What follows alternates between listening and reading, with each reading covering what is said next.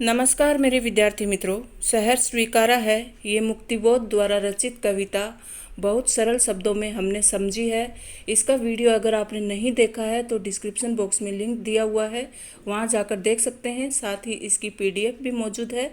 तो description box में सभी रचनाओं की पीडीएफ उपलब्ध रहती है। आप कोई भी रचना की, कोई भी लेसन की पीडीएफ वहाँ जाकर देख सकते हैं।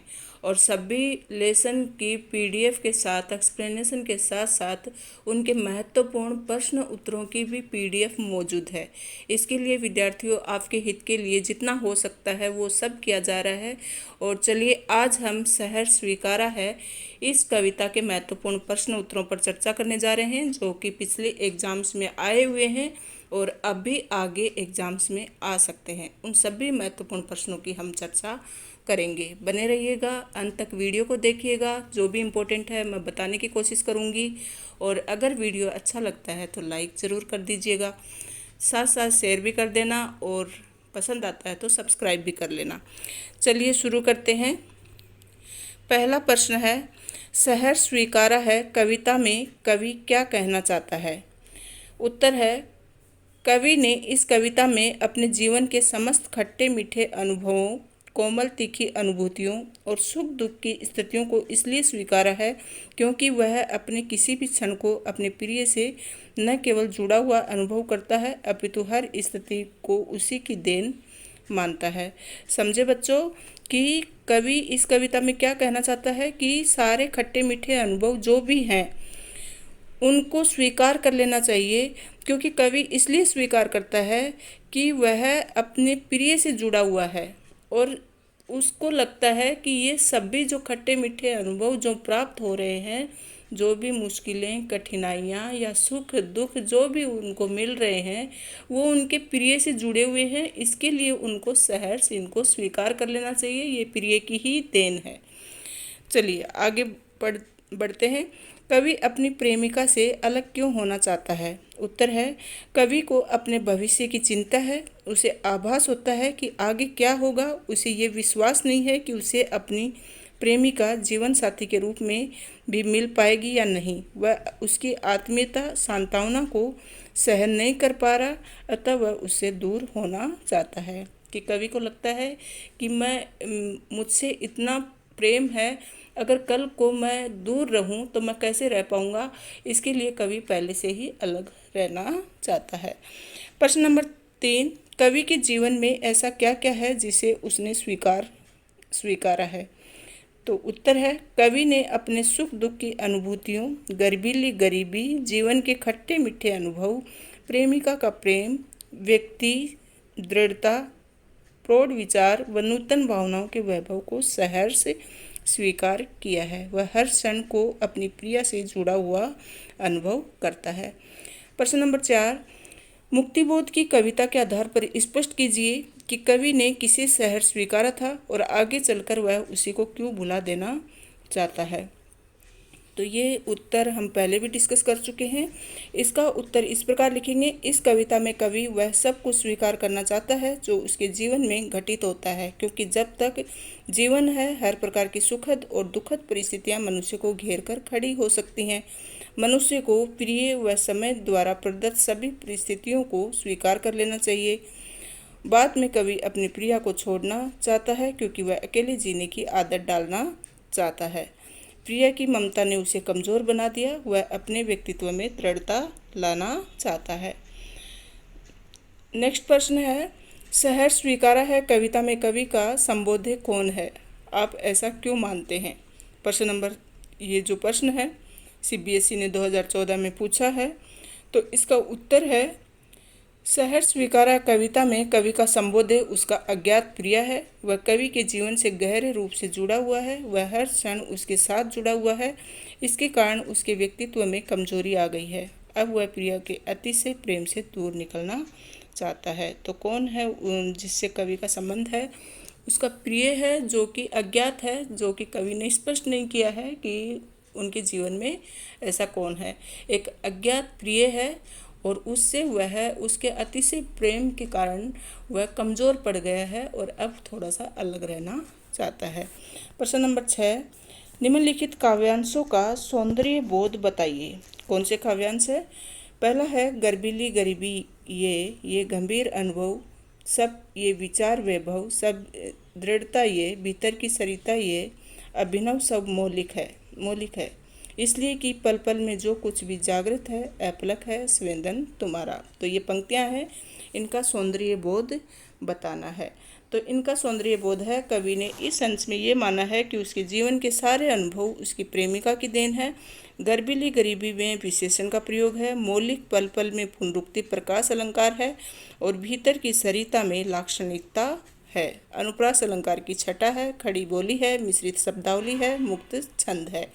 बच्चों, सौंदर्य बोध से क्या तात्पर्य है कि कविता का सौंदर्य बोध उसके भाषा को प्रभावशाली बनाने से है।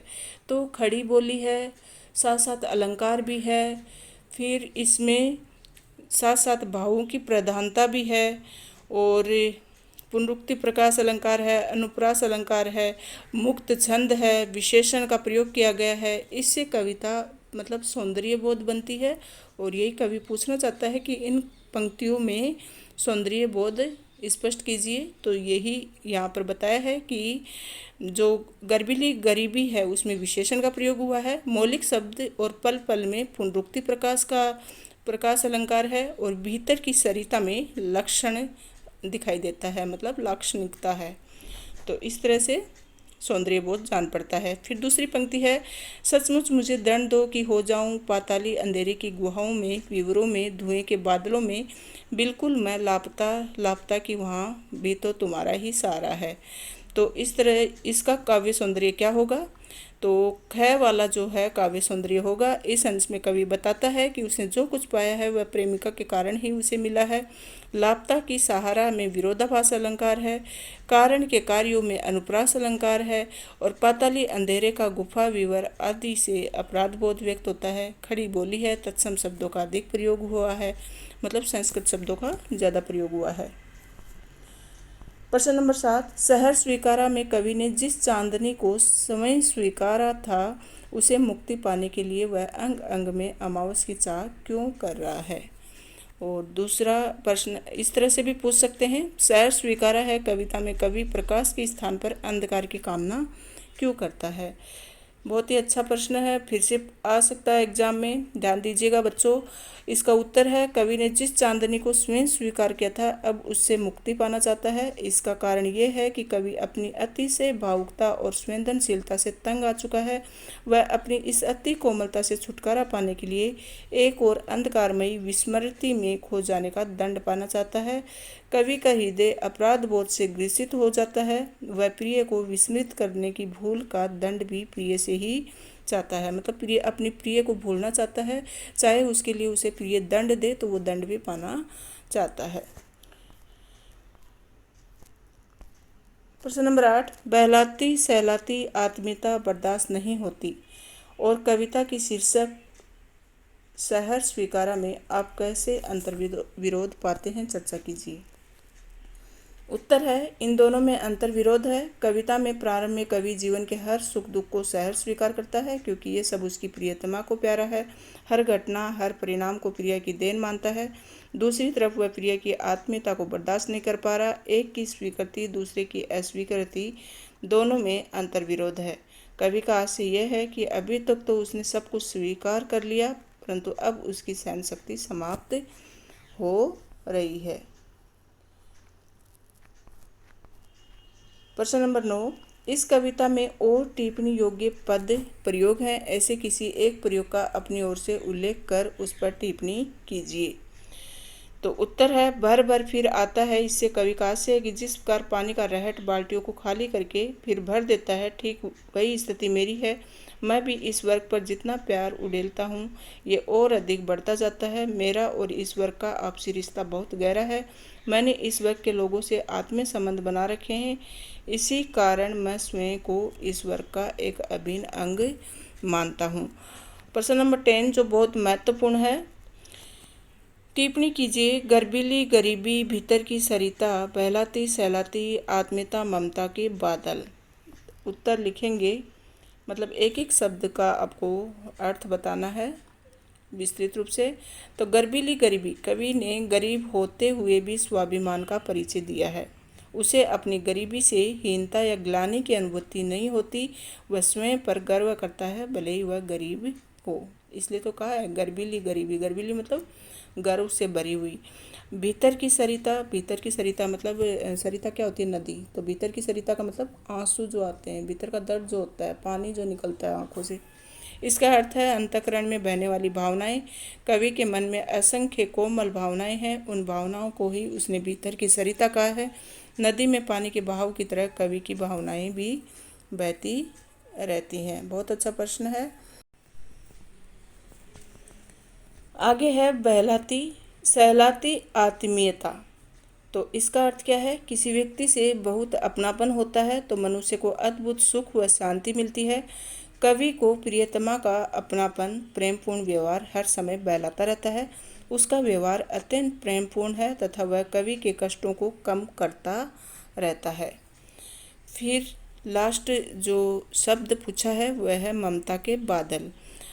तो ममता के बादल का क्या अर्थ है? अपनत्व या स्नेह। जिसके साथ अपनत्व हो जाता है उसके लिए सब कुछ न्यौछावर किया जाता है। कवि की प्रियतमा उससे अत्यधिक स्नेह रखती है। अपने स्नेह से कवि अंदर तक भीग जाता है। तो बच्चों, इस कविता से आपने क्या सीखा? यही कि मतलब कवि जो है वह अपनी प्रिया से अत्यधिक स्नेह रखता है और उसकी प्रिया उसके ऊपर अत्यधिक अतिशय प्रेम लुटाती है। इसके कारण कवि को डर है कि कहीं मैं अपनी प्रिया से बिछुड़ जाऊं तो मुझे उसका आगे जाकर कष्ट झेलना ना पड़े। इसके लिए वह अपनी प्रिया से मांग करता है कि वह उसे भूल जाने का दंड दे, वह भी उसको स्वीकार होगा।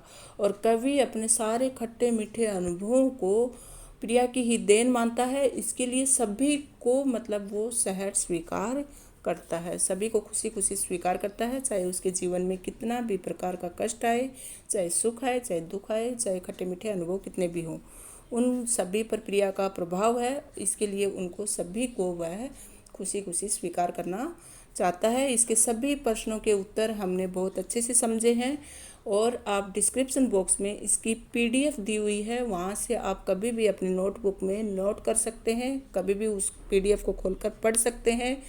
और अगर नहीं समझ में आए तो वीडियो फिर से सुन सकते हैं। आपको 1-2 बार सुनने के बाद सारे प्रश्नों के उत्तर अपने आप आ जाएंगे। और कविता पहले सुनिएगा, उसके बाद में ही प्रश्न उत्तर का वीडियो देखिएगा। Thank you students, thank you for watching.